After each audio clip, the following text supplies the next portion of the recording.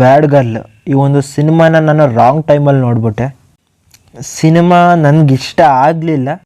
Cinema ಕೆಲವೊಂದು ಕ್ಯಾಟಗರಿಯ ಗರ್ಲ್ಸ್ಗೆ ತುಂಬ ಇಷ್ಟ ಆಗ್ಬೋದು. ಏನು ಸಮಾನತೆ, ಫ್ರೀಡಮ್ಮು, ಈ ಥರ ಒಂದು ಮೈಂಡ್ಸೆಟ್ ಇರೋ ಹುಡುಗಿಯರಿಗೆ ಈ ಒಂದು ಸಿನಿಮಾ ಇಷ್ಟ ಆಗ್ಬೋದು. ನಾನು ಇದ್ದಂಗೆ ಸ್ಟ್ರೈಟಾಗೆ ಯಾವುದೇ ಫಿಲ್ಟ್ರ್ ಇಲ್ದಂಗೆ ಮಾತಾಡ್ತೀನಿ. ಅದಕ್ಕೂ ಮುಂಚೆ ಎಲ್ಲರಿಗೂ welcome back to my channel. Bad girl ಇದೊಂದು ತಮಿಳ್ ಮೂವಿ ರೀಸೆಂಟಾಗಿ ಜಿಯೋ ಹಾಟ್‌ಸ್ಟಾರಲ್ಲಿ ಸ್ಟ್ರೀಮಿಂಗಿಗೆ ಬಂತು. ಸಿನಿಮಾ ಕೂಡ ಟ್ರೆಂಡಲ್ಲಿತ್ತು. ಅದಕ್ಕೆ ಸಿನಿಮಾದಲ್ಲೇನೋ ಮ್ಯಾಜಿಕ್ ಇರ್ಬೋದು ಅಂತ ನೋಡೋದಕ್ಕೆ ಸ್ಟಾರ್ಟ್ ಮಾಡಿದೆ.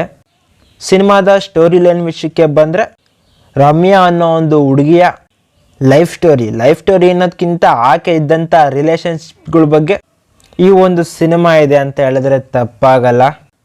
ಆ ರಮ್ಯಾ PUಲಿದ್ದಾಗ ಒಂದು ಹುಡುಗನ ಜೊತೆ ರಿಲೇಷನ್ಶಿಪ್ಪಲ್ಲಿರ್ತಾಳೆ. ಆಮೇಲಿಂದ ನೆಕ್ಸ್ಟ್ ಕಾಲೇಜಲ್ಲಿ ಒಂದು ಹುಡುಗನ ಜೊತೆ ರಿಲೇಷನ್ಶಿಪ್ಪಲ್ಲಿರ್ತಾಳೆ. ಆಮೇಲಿಂದ ರಿಲೇಷನ್ಶಿಪ್ಪಲ್ಲಿರ್ತಾಳೆ. ಬರೀ ಇದನ್ನು ಮಾತ್ರ ಕಾನ್ಸಂಟ್ರೇಟ್ ಮಾಡಿ ಶೂಟ್ ಮಾಡಿದ್ದಾರೆ.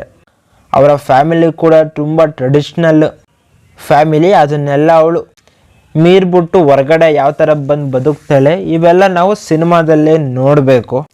ಈ ಒಂದು ಸಿನಿಮಾ ಮೇಕಿಂಗ್ ಸ್ಟೈಲೇ ಆಗಿರ್ಬೋದು, ಪ್ರೆಸೆಂಟೇಷನ್ ಸ್ಟೈಲೇ ಆಗಿರ್ಬೋದು, ಇದನ್ನು ನೋಡ್ತಾ ಇದ್ರೆ ಪಕ್ಕ ಒಬ್ಬರು ಹುಡುಗಿನೇ ಈ ಒಂದು ಸಿನಿಮಾನ ಡೈರೆಕ್ಷನ್ ಮಾಡೋದು ಅಂತ ಗೊತ್ತಾಗುತ್ತೆ. ಅದೇ ಥರನೇ ವರ್ಷ ಭಾರತ್ ಅನ್ನೋರು ಈ ಒಂದು ಸಿನಿಮಾನ ಡೈರೆಕ್ಟ್ ಮಾಡಿದ್ದಾರೆ.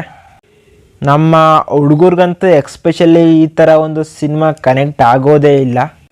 ಸಿನಿಮಾದಲ್ಲಿ ಅಂಥ ಮೈಂಡ್ ಬ್ಲೋಯಿಂಗ್ ಪ್ರೆಸೆಂಟೇಷನ್ನು ಕೂಡ ಇಲ್ಲ. ಮೇ ಬಿ ಮಹಾತ್ಮ ಗಾಂಧಿ ಇದ್ದಿದ್ದರೆ ನೋಡಿ ಖುಷಿ ಪಡೋರು ಅಂತ ಅಂದ್ಕೊತೀನಿ ಈ ಥರ ಒಂದು ಸಿನಿಮಾನ. ಯಾಕಂದರೆ ಈ ಒಂದು ಸಿನಿಮಾದಲ್ಲಿ ಹುಡುಗಿ ಮಧ್ಯರಾತ್ರಿಯಲ್ಲಿ ಆರಾಮಾಗಿ ರೋಡ್ ತುಂಬ ಓಡಾಡ್ತಾಳೆ.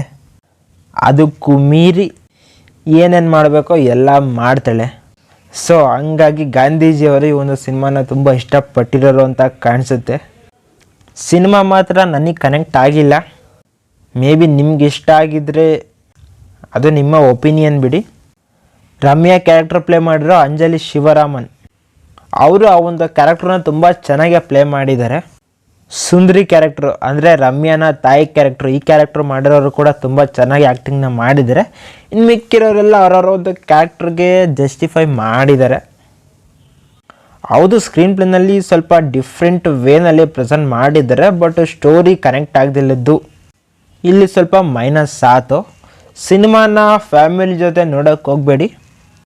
ಕೆಲವೊಂದು ಸೀನ್ಸ್ಗಳು, ಕೆಲವೊಂದು ಮಾತುಗಳು ಸ್ವಲ್ಪ ಗಸಿಬಿಸಿ ಅನಿಸ್ತವೆ. ಆಲ್ಮೋಸ್ಟ್ ಅಲ್ಲಿ ಇಂಡಿವಿಜುವಲ್ ಆಗಿ ನೋಡಿ. ಗರ್ಲ್ಸ್ ಆಗಿದ್ದರೆ ನೋಡಿ, ಮೇ ಬಿ ನಿಮ್ಗೆ ಇಷ್ಟ ಆಗ್ಬೋದು. ಜಿಯೋ ಹಾಟ್‌ಸ್ಟಾರಲ್ಲಿ ಸ್ಟ್ರೀಮ್ ಆಗ್ತಾಯಿದೆ. ನಮ್ಮ ಕನ್ನಡನೂ ಸೇರಿ ತಮಿಳ್, ತೆಲುಗು, ಮಲಯಾಳಂ ಮತ್ತು ಹಿಂದಿನಲ್ಲಿ ಸ್ಟ್ರೀಮ್ ಆಗ್ತಾಯಿದೆ. 6.2 ರೇಟಿಂಗ್ ಕೂಡ ಈ ಒಂದು ಸಿನಿಮಾಗೆ 10ಗೆ ಇದೆ. ಇದಂತೂ ಹೇಳ್ತೀನಿ, ಎಲ್ಲ ಕ್ಯಾಟಗರಿಯಾಗೂ ಸೆಟ್ ಆಗಲ್ಲ ಈ ಒಂದು ಸಿನಿಮಾ. ನೋಡಿ, ನಿಮ್ಮ ಒಂದು ಚಾಯ್ಸು. ಇಲ್ಲಿವರೆಗೂ ವೀಡಿಯೋ ನೋಡಿರ್ತೀರ ಅಂದರೆ ವೀಡಿಯೋ ಸ್ವಲ್ಪನಾದರೂ ನಿಮ್ಗೆ ಇಷ್ಟ ಆಗಿರುತ್ತೆ. ನೋಡ್ತಿರೋರೆ 4-5 ಜನ ವೀಡಿಯೋನ. ಸೊ ನೀವು ಸಪೋರ್ಟ್ ಮಾಡಿಲ್ಲ ಅಂದರೆ ಹೆಂಗೆ? ಒಂದು ಲೈಕ್ ಹಾಕ್ಕೊಂಡ್ರೆ ವೀಡಿಯೋ ಎಲ್ಲಿಗೋ ರೀಚ್ ಆಗುತ್ತೆ. ನಾನು ಮತ್ತೆ ಸಿಗ್ತಾ ಇರ್ತೀನಿ. ಬಾಯ್.